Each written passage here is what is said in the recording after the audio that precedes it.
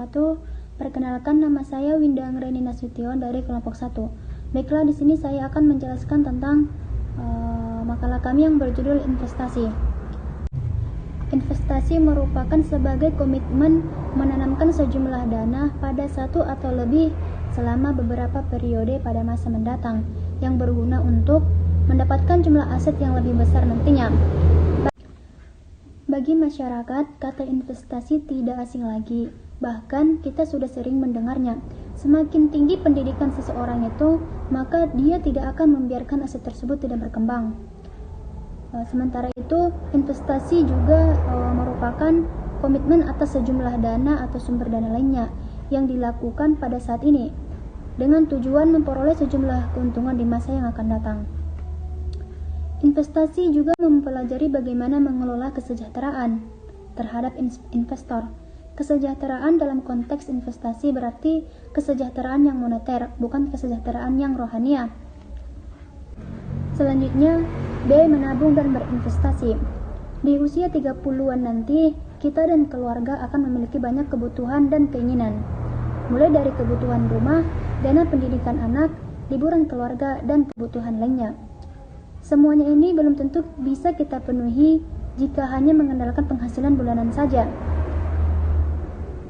Karena setiap tahun itu terjadi inflasi yang membuat nilai uang kita menurun, harga-harga semakin meningkat. Sementara penghasilan kita belum tentu meningkat atau setara. Nah, jadi apabila kita ingin keuangan kita berkembang dan tujuan-tujuan keuangan terpenuhi, kita harus menabung dan berinvestasi. Selanjutnya, C. Produk-produk apa saja yang bisa diinvestasikan. Sebenarnya produk-produk yang bisa diinvestasikan itu sangat banyak jenisnya, mulai dari risiko yang kecil hingga risiko yang besar, yang wujudnya nyata ataupun virtual. Secara wujud, investasi dibagi menjadi dua, yaitu aset nyata atau real asset dan aset kertas atau paper asset. Aset nyata bisa berupa rumah, tanah, emas, batu mulia, perhiasan, dan barang antik. Sementara yang termasuk dalam aset kertas bisa berupa saham, obligasi, reksadana, deposito, dan kontrak berjangka. Cukup sekian dari saya. Assalamualaikum warahmatullahi wabarakatuh. Bismillahirrahmanirrahim. Assalamualaikum warahmatullahi wabarakatuh. Baiklah teman-teman, di sini saya akan melanjutkan materinya, yaitu tentang alasan mendasar orang berinvestasi. Tidak diragukan, menginvestasi uang yang Anda peroleh dengan susah payah adalah suatu yang beresiko. Namun, mendiamkan uang yang kita miliki juga bisa terpapar resiko yang mungkin malah lebih besar. Artinya, resiko adalah sesuatu yang bukan untuk dihindari, melainkan untuk dikelola. Nah, tidak semua investasi itu memiliki risiko yang sama. Ada yang memiliki risiko tinggi, moderat, dan rendah. Investasi yang tidak memiliki risiko tinggi umumnya tidak akan memberikan tingkat pengembalian yang tinggi. Alasan mendasar orang berinvestasi yaitu yang pertama, mengharapkan adanya kenaikan modal. Contohnya, jika kita seorang investor emas, tentunya kita itu mengharapkan adanya kenaikan modal dari sejak pertama menanamkan uang sampai dengan saat menjualnya kembali. Tentunya kita mengharapkan harga emas akan terus meningkat, sehingga harga beli jual di bawah harga beli. Harga beli sehingga harga beli jauh di bawah harga jual, sehingga kita itu dapat memperoleh keuntungan yang besar. Yang kedua itu adanya arus kas alias penghasilan yang rutin. Selanjutnya yaitu komponen pembentuk profil risiko. Yang pertama, umur dan tahapan kehidupan. Semakin muda seorang investor itu, pada umumnya dia itu lebih akan berani, dikarenakan ingin mengharapkan hasil yang lebih tinggi. Yang kedua itu kebutuhan likuiditas. Yang ketiga itu tingkat imbal hasil yang dicari. Yang keempat, toleransi terhadap risiko investasi. Yang kelima, tingkat literasi keuangan. Yang keenam yaitu jangka waktu investasi. Yaitu tipe profil investor yang pertama konservatif. Profil konservatif ini resikonya rendah.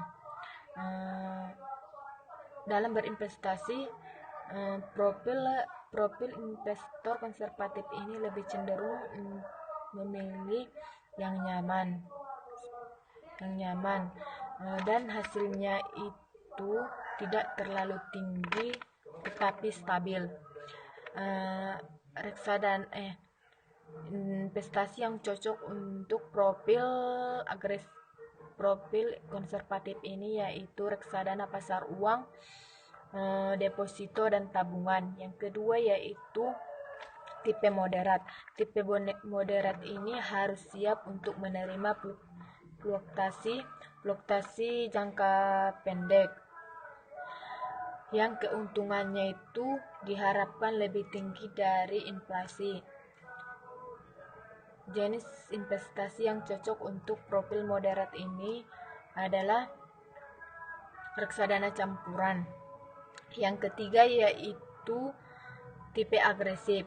Tipe agresif ini seorang investor harus siap kaya dan harus siap juga jatuh miskin, dikarenakan karena seseorang yang profil agresif ini harus siap kehilangan sebagian atau bahkan seluruh dana investasinya itu.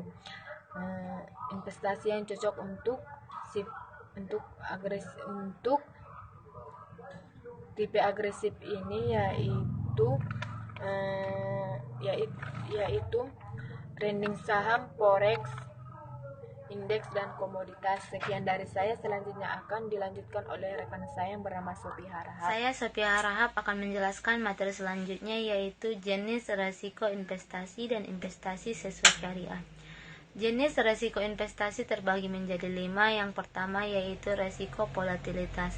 Resiko volatilitas adalah resiko yang naik turunnya nilai investasi secara periodik. Contohnya, nilai saham pada Bank Mandiri pada tahun 2019 hanya 2.000-an, namun pada tahun 2020 menjadi berkisar 4.000-an. Yang kedua yaitu resiko likuiditas. Resiko likuiditas adalah resiko yang aset investasinya tidak dapat diuangkan dengan segera. Contohnya seperti investasi tanah. Belum tentu investasi tanah tersebut dapat dijual dengan cepat dengan harga yang kita inginkan.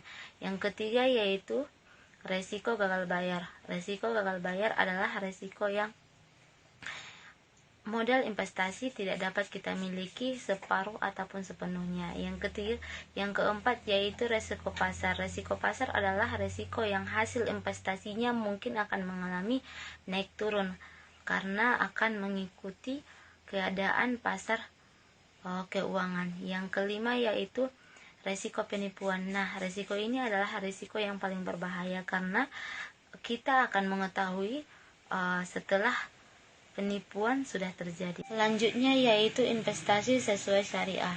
Dalam Islam, kegiatan bisnis dan investasi adalah suatu kegiatan yang sangat menjanjikan. Nah, etika bisnis yang harus dilandasi oleh norma dan moralitas dalam ekonomi harus dilandasi dari Al-Quran dan Al-Hadis. Nah, dalam investasi syariah, operasionalnya harus terbebas dari unsur riba, harus terbebas dari unsur judi, dan aktivitas usaha yang memproduksi, menjual belikan barang tidak seperti minuman-minuman yang haram dan tidak boleh ada gharar. Nah, dengan begitu investasi sebagai salah satu aktivitas ekonomi akan memberikan nuansa spiritual manakala menyertakan norma syariah di dalam pelaksanaannya. Sekian dari saya. Wassalamualaikum warahmatullahi wabarakatuh.